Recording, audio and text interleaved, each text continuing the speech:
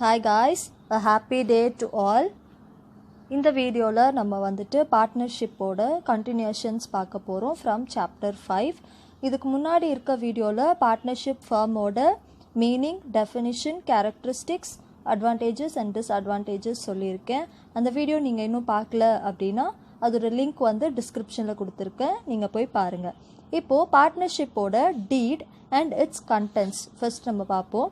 டீட்னா it's nothing about an agreement.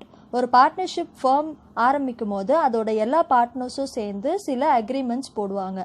அந்த agreement எதுக்காக and அந்த அக்ரிமெண்ட்டில் என்னென்ன கண்டென்ட் இருக்கும் அப்படின்றத நம்ம பார்க்கலாம். So a partnership agreement need not necessary to be in writing. It is important to have a written agreement in order to avoid misunderstanding.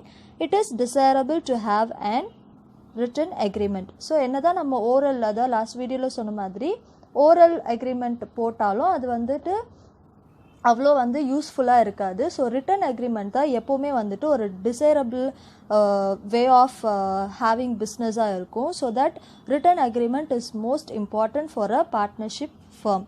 So இந்த written agreement போடும்போது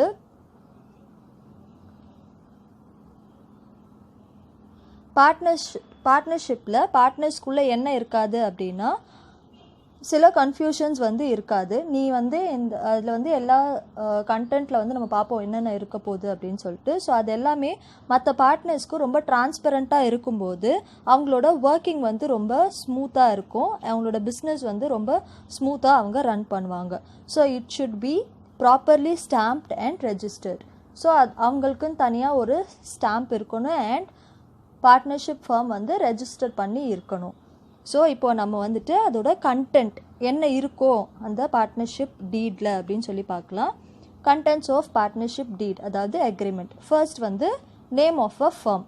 எதுக்காக இந்த நேம் ஆஃப் அ ஃபர்ம் கொடுக்குறாங்க அப்படின்னா அதே நேமில் வேறு யாரும் வந்துட்டு பிஸ்னஸ் ஆரம்பிக்கக்கூடாது அப்படின்ற ஒரு பர்பஸ்க்காக நேம் ஆஃப் அ ஃபர்ம் வந்து கண்டிப்பாக அந்த அக்ரிமெண்ட்டில் இருக்கணும். அண்ட் அந்த நேம் வந்து அவங்களோட ஒரிஜினல் நேமாக இருக்கணும். வேறு ஒரு பிஸ்னஸோ காப்பி பண்ணி வச்சுருக்க நேமாக இருக்கக்கூடாது. நெக்ஸ்ட் வந்துட்டு nature of the proposed business. என்ன பிஸ்னஸ் அவங்க பண்ண போகிறாங்க, அதோட நேச்சர் என்ன, அது எப்படிப்பட்ட ஒரு பிஸ்னஸ் அப்படின்றத வந்துட்டு எலாபரேட்டாக அவங்க வந்து கொடுத்துருக்கணும். Next duration of a partnership. So partnership பொறுத்த வரைக்கும் ஒன்று அவங்க வந்துட்டு இத்தனை இயர்ஸ் வரைக்கும் நாங்கள் பார்ட்னர்ஸாக இருப்போம் அப்படின்னு சொல்லிட்டு ஒரு அக்ரிமெண்ட் போட்டிருக்கணும். ஆர் எல்ஸ் அவங்க என்ன பிஸ்னஸ் பண்ண போகிறாங்களோ அதோட ஜேர்னி முடிகிற வரைக்கும் அவங்க பார்ட்னர்ஸாக இருக்கிறோம் அப்படின்னு சொல்லிட்டு ஒரு அக்ரிமெண்ட் போட்டிருப்பாங்க. The duration of the partnership business whether it is to be run for a fixed period of time, அதாவது பர்டிகுலர் இயர் வரைக்கும், or whether it is to be dissolved after completing a particular venture. ஒரு particular business complete ஆகிற வரைக்கும், அந்த journey complete ஆகிற வரைக்கும் அவங்க பார்ட்னர்ஸாக இருப்பாங்க அப்படின்றதான் வந்து இந்த டியூரேஷன் ஆஃப் பார்ட்னர்ஷிப். அதுவும் வந்து அக்ரிமெண்ட்டில் ஸ்பெசிஃபை பண்ணியிருக்கணும். நெக்ஸ்ட் வந்துட்டு கேபிட்டல் கான்ட்ரிபியூஷன். கேபிட்டல் கான்ட்ரிபியூஷன் வந்துட்டு ஒரு பார்ட்னரும் எவ்வளோ வந்து இன்வெஸ்ட்மெண்ட் போட்டிருக்காங்க, அதாவது கேபிட்டல் போட்டிருக்காங்க அப்படின்னு சொல்லிட்டு இந்த டீடில் வந்து ஸ்பெசிஃபை பண்ணி இருக்கணும். The capital is to be contributed by the partners. It must be remembered that capital contribution is not necessary to become a partner for one who contributes his organization power, business acumen, managerial skill etc. instead of capital. So capital மட்டுமே வந்து ஒரு thing கிடையாது. ஒரு பார்ட்னராக ஆகிறதுக்கு அவங்க கேபிட்டலே போடாமையும் அவங்களுடைய human பவரை வந்து அவங்க வந்து கொடுத்தாலும் கான்ட்ரிபியூட் பண்ணாலும் அதுவும் வந்துட்டு ஒன் ஆஃப் த கேபிட்டல் அப்படின்னு சொல்கிறாங்க. சில பேர் வந்துட்டு ஃபுல்லாக ஆர்கனைசேஷன் ஃபுல்லாக வந்து பார்த்துப்பாங்க. அண்ட் இந்த பிஸ்னஸ் அக்யூமென் அப்படின்னா என்னென்னா வந்துட்டு குயிக்காக வந்து ஒரு டீலிங்ஸ் எல்லாம் பேசி முடிப்பாங்க. அதுதான் வந்து பிஸ்னஸ் அக்யூமென் சொல்லுவாங்க. ஸோ அந்த மாதிரி ஒரு நாலேஜ் இருக்க ஒரு பர்சன் அவரோட நாலேஜ் வந்து கொடுப்பாரு. எதுக்காக அப்படின்னா to get a good outcome, நல்ல ஒரு டீல் பேசி ஒரு நல்ல அவுட்கம் பிஸ்னஸ்க்கு எடுத்துகிட்டு வரதுக்காக இந்த மாதிரி பர்சன்ஸ் வந்துட்டு அவங்களோட நாலேஜை வந்து கொடுப்பாங்க. ஸோ அதுவுமே வந்துட்டு கேபிட்டலுக்கு இணையான ஒரு contribution for partnership business.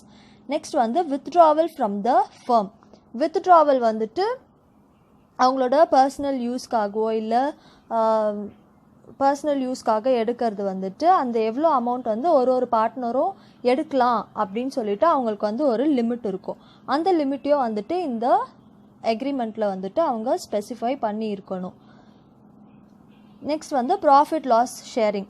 So அது வந்துட்டு as per the capital contributed or அவங்களோட அக்ரிமெண்ட்டில் என்ன சொல்லியிருக்காங்க, என்ன ரேஷியோ சொல்லியிருக்காங்க, ஆர்எல்ஸ் எதுவுமே ஸ்பெசிஃபை பண்ணல அப்படின்னா ஈக்குவலாக வந்துட்டு ப்ராஃபிட்டையும் லாஸையும் வந்து ஷேர் பண்ணிக்கணும். அதுதான் வந்து rule. The ratio in which the profit or losses are to be shared, அதாவது ரேஷியோ வந்து ஸ்பெசிஃபை பண்ணியிருக்கணும். அப்படி இல்லை, if the profit sharing ratio is not specified in the deed, all the partners must share the profits and bear the losses equally. So ஈக்குவலாக வந்துட்டு share பண்ணிக்கணும். Next வந்து capital interest on capital. So interest on capital வந்துட்டு அவங்க எவ்வளோ capital கொடுத்துருக்காங்களோ அதுக்கேற்ற மாதிரி இன்ட்ரெஸ்ட் வரும். ஸோ அது ரிசீவ் பண்ணிக்கிறதும் வந்துட்டு எவ்வளோ ரேட் ஆஃப் இன்ட்ரெஸ்ட் அப்படின்னு சொல்லிட்டு அவங்க வந்து ஸ்பெசிஃபை பண்ணியிருக்கணும் in partnership deed. Whether any interest is to be allowed on capital and if so the rate of interest அதை ஸ்பெசிஃபை பண்ணியிருக்கணும். If the deed is silent on interest on capital, the rules for interest on capital in partnership act will take effect. So partnership act இருக்கு இல்லையா, அந்த act படி என்ன பண்ணணுமோ அதை வந்து அவங்க பண்ணுவாங்க. இன்கேஸ் அந்த டீட்டில் வந்து ஸ்பெசிஃபை பண்ணல, இன்ட்ரெஸ்ட் ஆன் கேபிட்டல் பற்றி எதுவும் ஸ்பெசிஃபை பண்ணல அப்படின்னா ஆக்ட் படி என்ன நடக்கணுமோ அது வந்து நடக்கும். நெக்ஸ்ட் வந்துட்டு rate of interest on drawings. So drawings வந்து பர்சனல் யூஸ்க்காக வித்ட்ரா பண்ணுறது. அந்த மாதிரி பர்சனல் யூஸ்க்காக வித்ட்ரா பண்ணுறாங்க அப்படின்னா அதுக்கு எவ்வளோ ரேட் ஆஃப் இன்ட்ரெஸ்ட் அப்படின்றதும் வந்துட்டு இந்த டீட்டில் வந்து ஸ்பெசிஃபை பண்ணியிருக்கணும். இங்கே வந்து ஒரு ஸ்பெல்லிங் மிஸ்டேக் இருக்குது. ஸ்பெசிஃபைடு இடிக்கு பதிலாக ஆர்டி போட்டிருக்காங்க, அது கரெக்ட் பண்ணிக்கோங்க. நெக்ஸ்ட் வந்துட்டு லோன் ஃப்ரம் பார்ட்னர்ஸ். பார்ட்னர்ஸ் கிட்ட வந்து லோன் வந்து பிஸ்னஸ்க்காக வாங்கியிருக்காங்க. சில பேர் வந்துட்டு கேபிட்டலுக்கும் மேலே வந்து சில லோன் பேசிஸில் அவங்க வந்து இன்வெஸ்ட் பண்ணியிருப்பாங்க. அதுக்கு ரேட் ஆஃப் இன்ட்ரெஸ்ட் எவ்வளோ அப்படின்றதும் வந்துட்டு இந்த டீடில் ஸ்பெசிஃபை பண்ணியிருக்கணும். இது எல்லாமே வந்து content of partnership deed. Next account keeping, maintenance of accounts and audit. எத்தனை இயர்லி ஒன்ஸ் வந்து அவங்க ஆடிட் பண்ணுறாங்களா, இல்லை 6 months ஒன்ஸ் ஆடிட் பண்ணுறாங்களா, எந்த மாதிரி ஆடிட் பண்ண போகிறாங்க அப்படின்ற புக்ஸ் ஆஃப் அக்கௌண்ட்ஸ் ஃபுல்லாமே வந்துட்டு எப்படி மெயின்டைன் பண்ண போகிறாங்க அப்படின்றதையும் வந்துட்டு இந்த டீடில் ஸ்பெசிஃபை பண்ணியிருக்கணும். நெக்ஸ்ட் வந்து salary and commission to the partners. யூஸ்வலாக வந்துட்டு சேலரியோ கமிஷனோ அவங்க வந்து வாங்க மாட்டாங்க. They equally share the profit. In case இந்த மாதிரி சேலரி கமிஷன் இருக்குது அப்படின்னு சொல்லியிருந்தாங்கன்னா அதுவும் வந்து இந்த டீடில் ஸ்பெசிஃபை பண்ணியிருக்கணும்.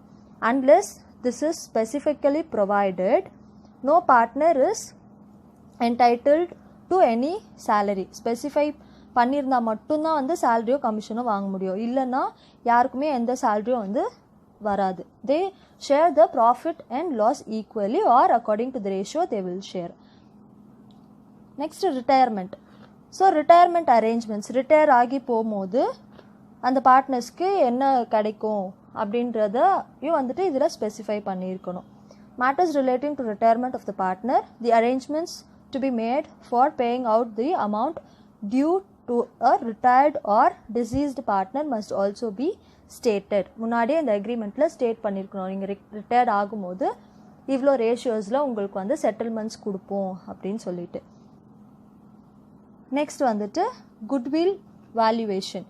குட்வில்ன்றது வந்து ஒரு ரெப்புடேஷன் ஆஃப் தி ஆர்கனைசேஷன், ஒரு நல்ல பேர். அதை வந்துட்டு எப்போல்லாம் வந்து அவங்க எவால்வேட் பண்ணுவாங்க அப்படின்னா புதுசாக ஒரு பார்ட்னர் சேர்றதுக்கு முன்னாடி, அதாவது அட்மிஷனுக்கு முன்னாடி, இல்லைனா ஆல்ரெடி எக்ஸிஸ்ட் ஆகிருக்க பார்ட்னர்ஸ் யாராவது இறந்துட்டாங்க, டெத் ஆகிட்டாங்க, அப்படி இல்லைனா ரிட்டையர் ஆகிட்டாங்க அப்படின்னா எந்த பார்ட்னர் போனாலும் இல்லை புதுசாக உள்ளே வந்தாலும் அப்போது அந்த இடத்துல வந்து குட்வில் எவால்வேஷன் பண்ணுவாங்க. அதோட பேட்டர்ன்ஸ் என்ன அப்படின்றதையும் இந்த பார்ட்னர்ஷிப் டீடில் வந்து ஸ்பெசிஃபை பண்ணியிருக்கணும். நெக்ஸ்ட் வந்து டிஸ்ட்ரிபியூஷன் ஆஃப் ரெஸ்பான்சிபிலிட்டி.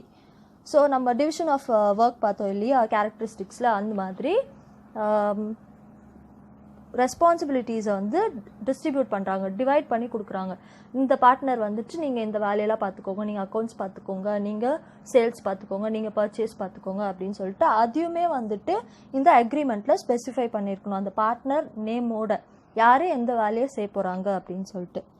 க்ளோஸ் பண்ணும்போது அதோட மோட் ஆஃப் செட்டில்மெண்ட்ஸ் என்னென்ன பார்ட்னர்ஸ்க்கு எவ்வளோ வந்து செட்டில் பண்ண போகிறாங்க அப்படின்ற எல்லாத்தையுமே வந்துட்டு முன்னாடியே இந்த பார்ட்னர்ஷிப் டீடில் ஸ்பெசிஃபை பண்ணியிருக்கணும்.